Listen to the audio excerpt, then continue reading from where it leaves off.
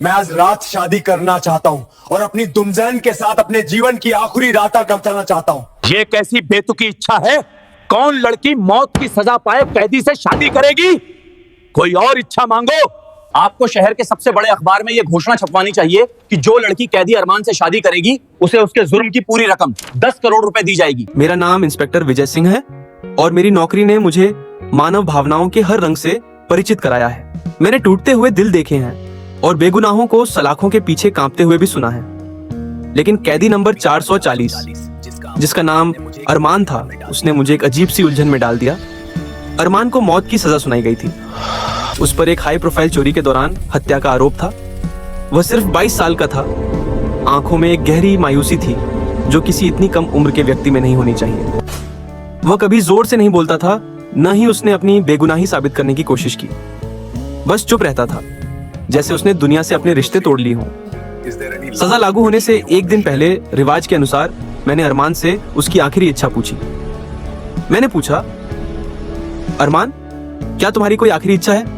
कोई खाना, किसी से मुलाकात या कोई और चीज जो तुम चाहते हो? अरमान ने धीरे से सिर उठाया और उसकी आंखें सीधे मेरी आंखों में झांकने लगी, जैसे वह मेरा परीक्षण कर रहा हो। उसने शांत आवाज में कहा, इंस्पेक्टर साहब, मेरी इच्छा अनोखी है, लेकिन क्या आप वादा करेंगे कि इसे पूरा करने की पूरी कोशिश करेंगे?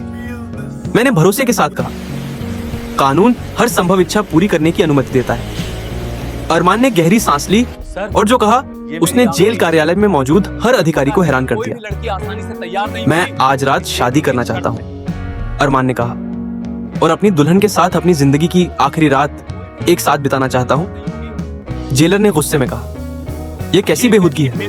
कौन लड़की किसी मौत की सजा पाए कैदी से शादी करेगी? कोई और इच्छा मांगो। लेकिन अरमान अपनी बात पर अडिग रहा। सर, यह मेरी आखिरी इच्छा है। मैं जानता हूं कि कोई लड़की आसानी से तैयार नहीं होगी, इसलिए मेरी एक शर्त है। आप शहर के सबसे बड़े अखबार में यह घोषणा करवा दें कि कैदी अरमान से शादी करने वाली लड़की को उसके अपराध की पूरी रकम दी जाएगी, 10 करोड़ रुपए। यह बहुत बड़ी रकम थी। मामला उच्च अधिकारियों तक पहुंचा और थोड़ी देर बाद हमें आदेश मिला कि इच्छा पूरी की जाए। अगले दिन सुबह पूरे शहर में यह खबर आग की तरह फैल गई। किसी को यकीन नहीं था कि कोई लड़की इस शर्त को स्वीकार करेगी। हम सब यही मान रहे थे कि अरमान की सजा पूरी होगी और वह अपनी इच्छा पूरी किए बिना चला जाएगा। लेकिन शाम होते ही जेल के गेट पर एक सफेद एम्बेसडर आकर रुकी। उसमें से एक 25 से 26 साल की खूबसूरत लड़की निकली, जिसके चेहरे पर अजीब सा सुकून था। वह महंगी लेकिन साधारण दुल्हन की पोशाक पहने हुए थी। उसके साथ शहर का एक मशहूर वकील भी था। लड़की का नाम अंजलि था। अंजलि ने विश्वास के साथ जेलर से कहा, मैं अरमान से शादी करने आई हूँ, उसकी आखिरी इच्छा पूरी करने के लिए। जेलर ने सख्ती से कहा, तुम होश में हो? तुम्हें पता है कि वह कल सुबह? अंजलि ने बीच में रोकते हुए कहा, मुझे सब पता है अंजा, मैं यह शादी अपनी पूरी स्वेच्छा से कर रही हूँ।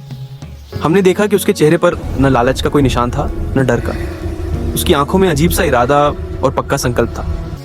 कानून के अनुसार हम उसे रोक नहीं सकते थे। एक छोटी सी रस्म हुई। जेल के कार्यालय में एक वकील और 2 सैनिकों की मौजूदगी में अरमान और अंजलि की शादी हो गई। शादी के बाद अरमान ने मांग की, मुझे अपनी दुल्हन के साथ आखिरी रात बिताने दिया जाए। आखिरी इच्छा के तहत जेलर ने अरमान के सेल से जुड़े एक खाली कार्यालय में व्यवस्था की। मैंने खुद अंजलि को उस कमरे तक पहुंचाया। दरवाजा बंद करने से पहले मैंने उसे आखिरी बार देखा। वह सीधे खड़ी थी, घबराई हुई नहीं। मैंने दरवाजा बंद किया और बाहर पहरा देने लगा। पूरी रात मुझे कमरे के अंदर धीमी बातें और कभी-कभी सिसकियों की आवाजें सुनाई देती रहीं। मुझे लगा कि अंजलि को अब पछतावा हो रहा होगा। फिर सुबह 3 बजे दरवाजा धीरे से खुला। अंजलि बाहर निकली। उसका चेहरा बिल्कुल फीका पड़ चुका था और उसकी आंखें सूजी हुई थीं। लेकिन वह तेजी से भागने के बजाय मेरे पास आई। इंस्पेक्टर साहब, उसकी आवाज कांप रही थी, आप वादा करें कि आप मुझे गिरफ्तार करेंगे। मैं हैरान रह गया। क्या मतलब? अरमान कहाँ है? अंजलि ने सिर्फ इशारा किया और मैं तुरंत कमरे के अंदर गया। अरमान वहीं था, लेकिन वह जमीन पर बेहोश पड़ा था। अगले दिन सुबह जेल में हड़कंप मच गया। मौत की सजा का कैदी अपनी सजा से पहले मर गया था। तुरंत जांच शुरू हुई। पता चला कि अरमान की मौत जहर से हुई थी और वह जहर अंजलि ने दिया था। अंजलि को तुरंत गिरफ्तार कर लिया गया और मैंने उससे सख्ती से पूछताछ की। तुमने ऐसा क्यों किया अंजलि? अंजलि, तुमने उससे शादी क्यों की? क्या तुम्हें पैसों का लालच था? अंजलि ने टूटी हुई आवाज में जवाब दिया, पैसों का लालच नहीं था इंस्पेक्टर साहब, बदले का था। उसने अपनी कहानी बताना शुरू किया। अरमान पर जिस हत्या का आरोप था वह हत्या उसने नहीं की थी। असली हत्यारा शहर का एक प्रभावशाली बिजनेसमैन था जो चोरी के समय मौके पर मौजूद था। अरमान उसका ड्राइवर था।